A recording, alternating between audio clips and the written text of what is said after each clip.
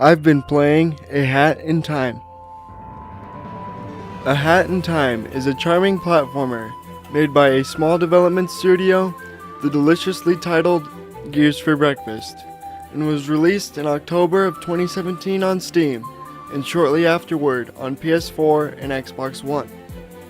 It's a collect-a-thon 3D platformer, which brings up the obligatory comparisons to Super Mario 64 and my boy's ukulele Banjo-Kazooie. Rare. Please help. You play as the originally named Hat Kid. No, really, that's her name. Because you're a kid with a hat, and the hat does crazy stuff. Anyway, never mind. You play as Hat Kid, flying through space in your spaceship. Also, don't ask why a child is piloting a rocket. When the collectibles that serve as your fuel for your spaceship is sucked out and spread to various planets, thus setting you on a journey to get back home. What sets A Hat in Time apart from those classics is where Mario has his stars and Banjo and Kazooie have their jigsaws.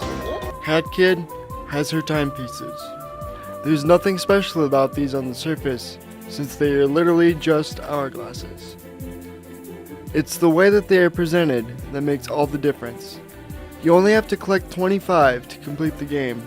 Don't worry, there's 40 in total.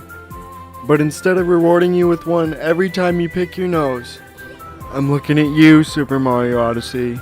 You're good, but I mean, come on. Each one of these timepieces has delicately crafted and uniquely designed acts revolving around them, making each one feel rewarding every single time you get your hands on them. Several of these acts make up a chapter that is represented by a world that you visit. The characters that have enough personality to make Jimmy Fallon jealous is what brings these worlds to life. For real, in the span of 1 hour, you can go from making movies with an Afro-sporting penguin that was pulled straight out of the 1970s, along with his rival, an owl that is obsessed with trains, to fulfilling contracts for a micromanaging spirit of a haunted forest, with perhaps my favorite line in the entire game.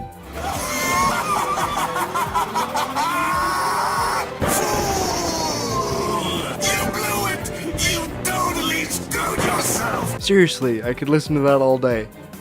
Then you will return to Mafia Town, where literal members of the Mafia carry out their daily lives. The entire time I played the game, I was just waiting for one of these guys to turn around and ask, "You talking to me? You talking to me?" Unfortunately, I had to run A Hat in Time on its lowest settings for smooth performance, due to me playing the game on my toaster of a laptop. So, I'm not the person you want to talk to for an explanation of the graphics. But, nonetheless, the game was still a lot of fun to look at, due to its art style not necessitating everything to be tack sharp. Although the majority of the game isn't much of a challenge, every level will test either your dexterity or your mind, and of course, the best ones will do both. In almost every situation, there is more than one linear path to the timepiece, and exploring by using your platforming skills is heavily rewarded. That is, until you get to the time rifts, which are hidden levels within acts of all the chapters.